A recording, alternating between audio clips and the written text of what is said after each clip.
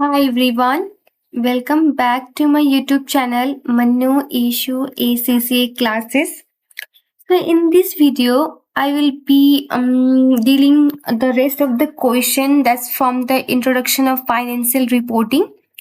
Okay, and till date we have covered up to 30, right? Okay, so if you're watching my video for the first time, do not forget to subscribe my channel and share it among your friends so that they could also have benefit, right? Okay, all right. So, in case you have been missed out my previous video, you can still access it from the playlist available on my YouTube channel at a free of cost. In case you have any confusion, want me to let you discuss any specific topic or question, do comment me on the comment box or through any of the social media channel. The link of the same is available in the description box of this video. You can text me. Please feel free to share your queries and doubt. All right, let's start our today video. So आज का video में we will be discussing the rest of the question, right? And the question number is 31. Which accounting concept is this is in accordance with? Is this in accordance with, right? So basically उन्होंने चार option दिया. First is going concern, offsetting, substance over form, business entity. All right. तो वो transaction कौन से जो ऊपर बता रखे हैं, transaction event should be recorded in the accounting record according to their commercial substance rather than their strict legal form. So आपने कॉन्सेप्ट पढ़ा होगा, आप बता सकते हो कि कौन से कॉन्सेप्ट एक्सप्लेन करता है. ठीक है. सो हमारे पास चार ऑप्शन है. गोइंग कंसर्न में मैंने प्रीवियस वीडियो में I had explain that going concern मतलब कि we expect, we assume, not guarantee, right. We expect, we assume कि बिजनेस गोइंग मतलब फोर्सेबल फ्यूचर तक चलेगा.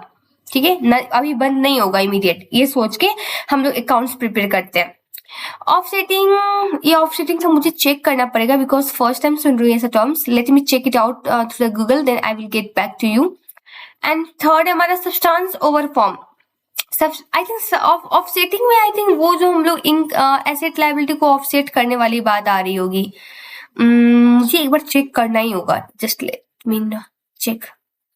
ऑलराइट, मैंने गूगल किया. सो वहां से पता चला कि व्हाट दे आर एक्सप्लेनिंग कि ऑफसेटिंग मतलब वो ट्रांजेक्शन को बैलेंस करना. हम लोग लिखते हैं ना एसेट इक्वल टू हमारा लायबिलिटी प्लस इक्विटी, वो वाली ऑफसेटिंग की लोग बात कर रहे हैं. Basically balancing the transaction, right. So ये भी नहीं होगा हमारा ये ट्रांजेक्शन. ये सब्सटेंस ओवर फॉर्म, एग्जैक्टली ये जो हमारा सेंटेंस है सब्सटेंस ओवर फॉर्म कॉन्सेप्ट को एक्सप्लेन कर रहा है. और अकॉर्डिंग टू ये कॉन्सेप्ट वो नो मैटर वो ट्रांजेक्शन लीगली क्या है, ठीक है, बट हम लोग को वो एक्चुअल में क्या रिप्रेजेंट कर रहा है कमर्शियल सब्सटेंस में हम लोग को रिकॉर्ड करना चाहिए. ठीक है, लीगली वो कुछ भी हो. ठीक है, जैसे एक शेयर के केस में भी आता है ना, जिससे हम उसको लायबिलिटी रिकॉर्ड करके रखते हैं. सिमिलरली ये कॉन्सेप्ट अप्लाई होता है वो भी. ठीक है. और बिजनेस एंटिटी मैंने बताया कि जैसे कि owner and business is different, not the same, right. All right, moving to the next question. Which of the following statement concerning the exercise of prudence is correct? ठीक है, प्रूडेंस से मैंने क्या बताया था, आपका एसेट ओवर स्टेट नहीं होना चाहिए. ठीक है, एंड लायबिलिटी आपका अंडर स्टेट नहीं होना चाहिए. एक्सपेंस भी. It means asset and income are not understated. क्या ये डिस्क्राइब करता है हमारा प्रूडेंस? नहीं. बेसिकली प्रूडेंस मैंने पहले भी बोला कि एक कॉशन लेते हैं, मतलब एक्सरसाइज ऑफ कॉशन, जहाँ पे जब भी मतलब कोई जजमेंट यूज कर रहे हैं हम लोग, कोई भी मतलब जहाँ पे हम लोग जजमेंट चाहिए ट्रांजेक्शन को एनालाइज करने में या फिर कुछ फिगर को फिगर आउट करने में, तो वहाँ पे ये कॉन्सेप्ट बताता है कि जो एसेट एंड इनकम है उसको हम लोग को ओवर स्टेट नहीं करना है और लायबिलिटी एंड जो एक्सपेंस है उसको अंडर स्टेट नहीं करना है. ये कॉन्सेप्ट बताता है. ठीक है, तो यहाँ पे इन्होंने एसेट एंड इनकम को अंडर स्टेट की बात कर रही है, बट ओवर स्टेट क्या यहाँ होता है तो करेक्ट होता है. ये गलत हो गया. बी कह रहा है it allow the over statement of liabilities and expense. Under statement, not over statement. ठीक है, ये भी गलत हो गया. It require asymmetry between recognition of the asset and recognition of the liability. Basically asymmetry जो है it's not a qualitative characteristics. ठीक है, इसीलिए ये सेंटेंस कह रहा है हमारा, एक सेकेंड. हाँ, सॉरी, कॉल आ गया था, सॉरी। मैं कहाँ पे थी? Okay, all right. So asymmetry की बात कर रही थी। बेसिकली ये क्या सेंटेंस कह रहा है हमारा सी वाला, कि इन अकाउंटिंग में हम लोग जो एसेट एंड लायबिलिटी जो होते हैं हमारे, उसको ऑफनली we recognise differently. Okay, this means you might record liability earlier than asset, ऐसे ही करके ये बता रहा है, बट ऐसा कुछ तो होता नहीं है ना। सॉरी, आज काफी कॉल आ रहे हैं, I am really getting disturb, sorry sorry. Alright, so ये हमारा प्रूडेंस को एक्सप्लेन नहीं करता है, राइट? ओके, सो हमारा डी ऑप्शन क्या कहता है? It require cautions when making judgement under condition of uncertainty. Obviously prudence में क्या होता है कि हम लोग कोई अपना जजमेंट लगाते हैं, कोई भी एक अनसर्टेनिटी इवेंट होता है, कहीं भी फिगर आउट करना होता है कुछ भी, तो हम लोग जजमेंट लगाएंगे और उस जजमेंट की वजह से हमारा इनकम और एसेट ओवरस्टेट नहीं होना चाहिए and our liability and expense should not be understated. ठीक है, ये कहता है हमारा prudence concept. All right. So next question, which of the following statement is correct? Going concern concept guarantee that business will continue in operation existence for at least 12 month. ये guarantee नहीं देता है, ठीक है? ये presume करता है, ये assume करता है, ये expect करता है, ठीक है, कि business continue करेगा foreseeable future तक. Okay, to comply with the law, legal form transaction must always be reflected in the financial statement, not legal form, commercial substance, commercial over substance. ठीक है, जो हमारा substance over form concept explain करता है, ये भी incorrect है। If non current asset is initially recognise at cost is revalue, surplus must be credited in the statement of cash flow. अब बेसिकली क्या होता है, जो सरप्लस होता है ना, ये एक्चुअल में रियलाइज नहीं होता है। मतलब हम लोग को पता चलता है हमारा वैल्यू इतना से इंक्रीज हो गया है, but it is not actually realise, हमारे हाथ में उतना पैसा नहीं आया हुआ है। सो कैश फ्लो में क्या होता है, कितना पैसा आया और गया वो दिखाते हैं, बट इस सरप्लस को नहीं दिखाएंगे हम लोग, ठीक है, इसलिए वो ओसीआई में रहता है। In the time of rising price, using the historical cost accounting tend to understate the asset and overstate the profit. Obviously, इससे क्या होता है कि हमारा जो जैसे एसेट का वैल्यू मान लो 5,000 में खरीदा था, बट अभी के टाइम में उसका वैल्यू इफ 10,000, हम लोग 5,000 से एसेट की वैल्यू रिड्यूस कर रहे हैं ना, अंडरस्टेट कर रहे हैं ना, तो वो हमारा historical price in the time of rising price को रिफ्लेक्ट करता है। So this seems to be correct, right? Okay. 34. Which of the following statement best explain the principle of faithful representation in relation to preparation of annual financial statement? Okay, so चलते हैं option की ओर। Transaction are presented any way that is considered appropriate. नहीं, sorry नहीं ये हमारा transaction को ऐसे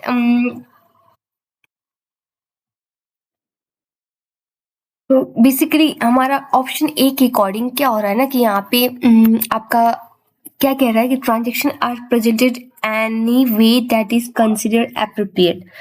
अब ये इसका मतलब क्या है कि this means you can show things however you want, ठीक है, जो कि पीपल को कंफ्यूज भी कर सकता है। हाँ, यहाँ पे we need to show thing clearly and truthful. आपका फेथफुल रिप्रेजेंटेशन का मतलब क्या है? It is all about being honest and clear about what's happening financially, है ना, राइट? सो फेथफुल रिप्रेजेंटेशन में अब यहाँ पे transaction are presented any way that is considered appropriate. This means कि आप जैसे चाहोगे वैसे शो करोगे और पीपल को कंफ्यूज भी कर सकते, people in the sense public को कंफ्यूज भी कर सकता है। तो इसीलिए ए वाला इनकरेक्ट है। बी कह रहा है transaction are presented in a such way as to maximise profit for the year.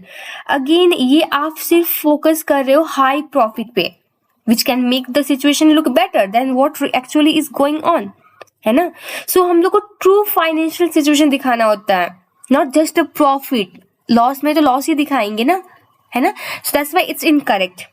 सी क्या कह रहा है आपका? Transaction are presented in a such way to maximise asset value in the statement of financial position. Again, this means that we should only try to make asset value look as high as possible, है ना। इससे क्या होगा, user mislead होंगे। User in the sense financial statement का जो भी publicly या फिर कोई भी और भी यूजर है वो मिसलीड हो जाएंगे ना, कि देखेंगे अच्छा एसेट का वैल्यू हाई है ना।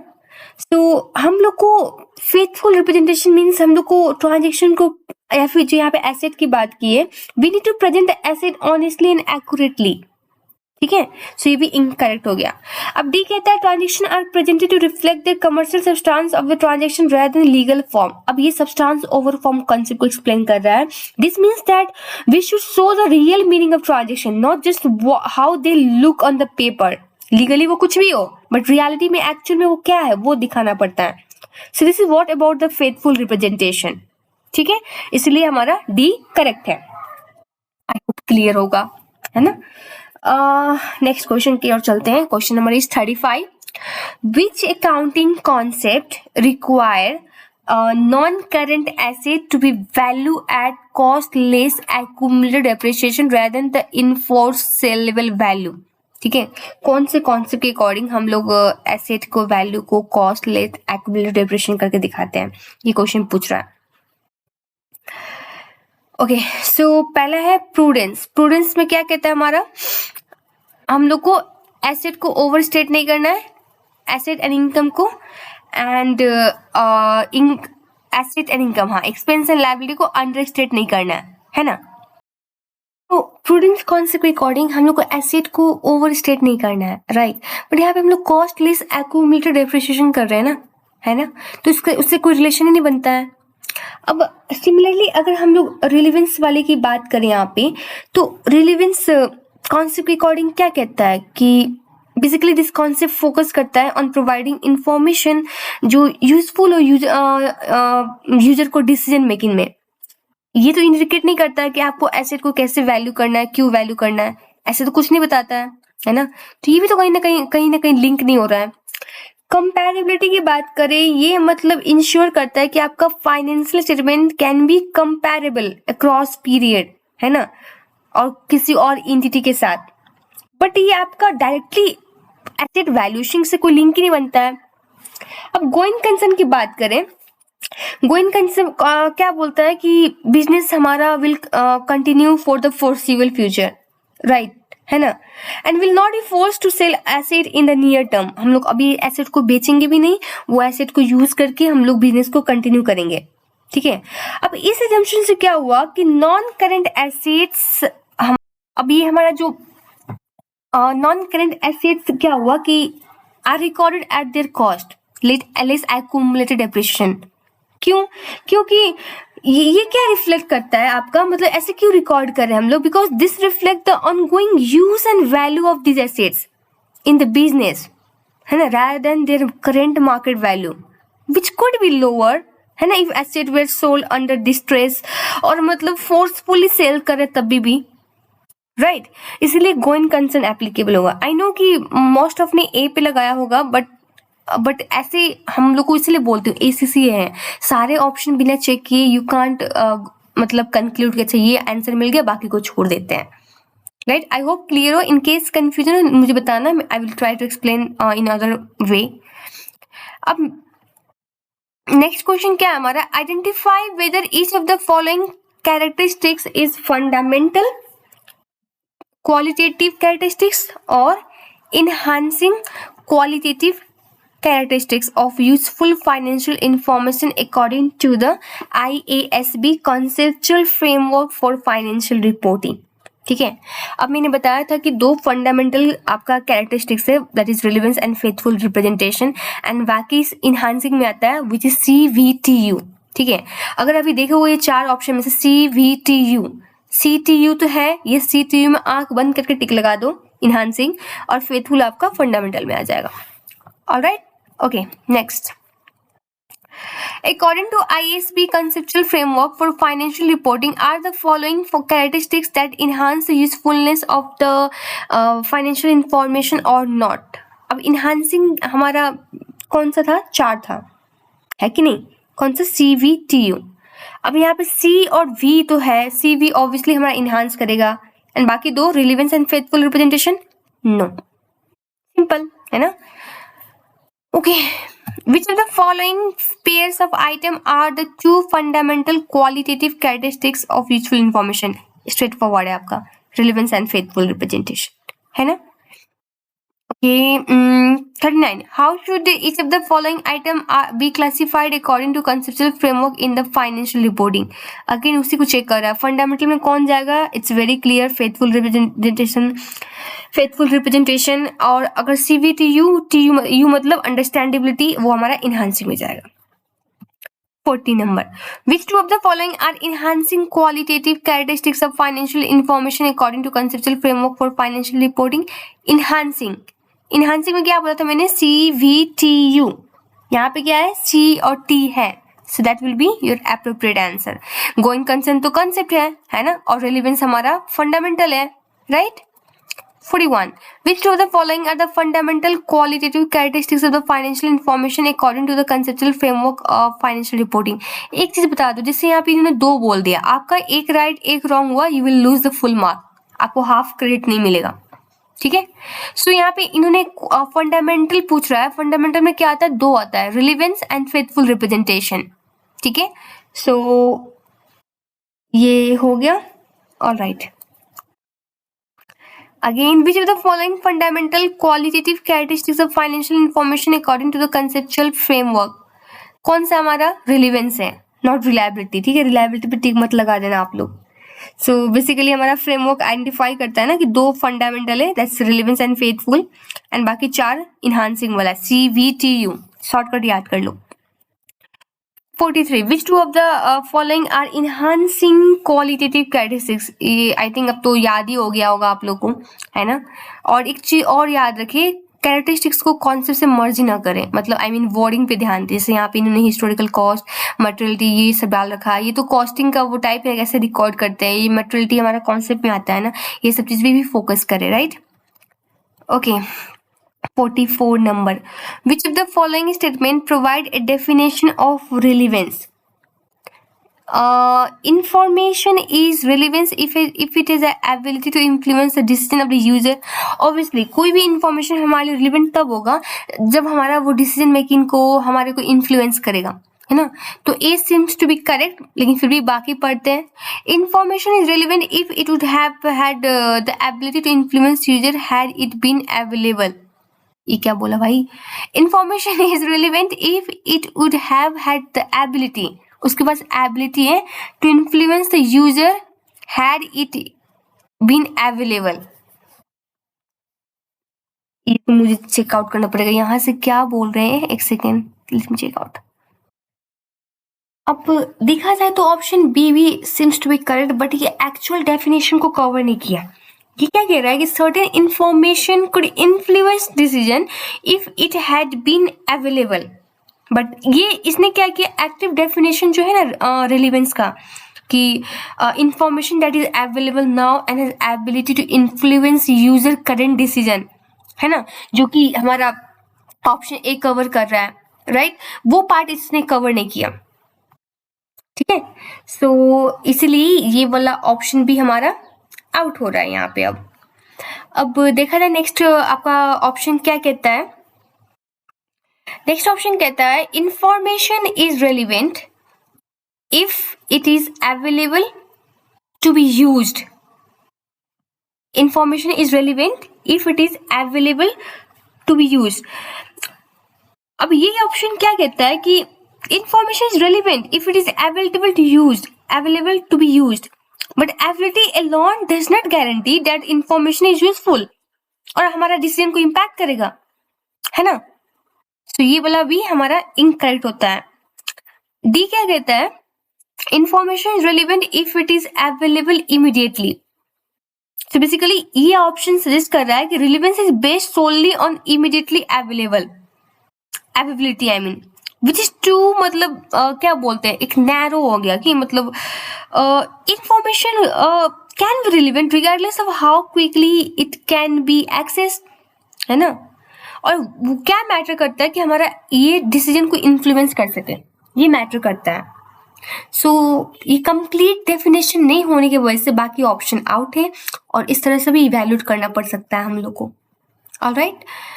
Okay, again, which of the following statement provide a definition of relevance? है ना. Again वही आ गया. I think it's repeated. All right, it's repeated. दोनों सेम है.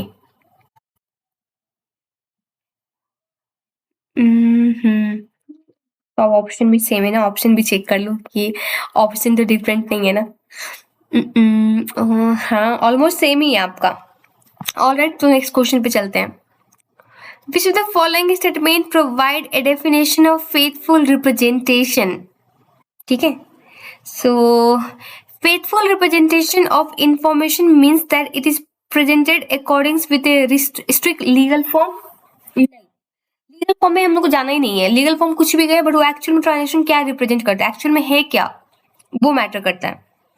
Faithful representation of information means that it is presented without bias and in accordance with its commercial substance. ये पूरा definition को capture किया कि विदाउट एनी बायसनेस, और वो actual में ट्रांजेक्शन है क्या उसके अकॉर्डिंग रिकॉर्ड करना। अब सी क्या कहता है, faithful representation means it is presented without any error और ओमिशन। ये बात नहीं आता है यहाँ पे, बस फेथफुल रिप्रेजेंटेशन मीन्स वो ट्रांजेक्शन का नेचर के अकॉर्डिंग हम लोग रिकॉर्ड कर रहे हैं, ठीक है। Faithful representation means that it must be complete and accurate in all respect. Complete और एक्यूरेट मतलब ये नहीं होता है, ठीक है। फेथफुल का कंक्लूजन ये है कि जो नेचर ऑफ ट्रांजेक्शन है उसके अकॉर्डिंग रिकॉर्ड करना। जैसे कि शेयर का बताया ना मैंने कि आई थिंक इस प्रेफरेंस की रिडीमेबल की इरिडीमेबल है, आई थिंक रिडीमेबल है, उसको एज ए लोन ट्रेड करते हैं हम लोग, है ना। लेट मी डबल कंफर्म, है ना, एक मिनट। ऑब्वियसली मैंने रिडीमेबल प्रेफरेंस शेयर की बात की, तो वो हम लोग नेचर देखते हैं, नेचर क्या है उस ट्रांजेक्शन उसके अकॉर्डिंग रिकॉर्ड करते हैं, ठीक है। All right, so I think we are done with the introduction to financial reporting. अब नेक्स्ट वीडियो में हम लोग रेगुलेटरी फ्रेमवर्क करेंगे। आई नहीं, रेगुलेटरी फ्रेमवर्क से भी ज़्यादा हम लोग आगे कैलकुलेशन के पार्ट में चढ़ते हैं। इट्स वेरी थियोरेटिकल एंड ये स्ट्रेट फॉरवर्ड देखती हूँ मैं, टाइम मिलेगा तो I will record this as well, but book keeping से I think we will start, it's better. एक वीडियो में वो भी कवर हो जाएगा, so we will start from the here. All right, so thank you so much guys for watching my video. अगर पसंद है तो प्लीज़ शेयर करना, एंड आपको कोई स्पेसिफिक टॉपिक और या क्वेश्चन डिस्कस करना है मुझसे, you can comment me on the box, और मैसेज भी कर सकते हो। I will try my best to get back to you as soon as possible, है ना। So thank you so much, have a good day.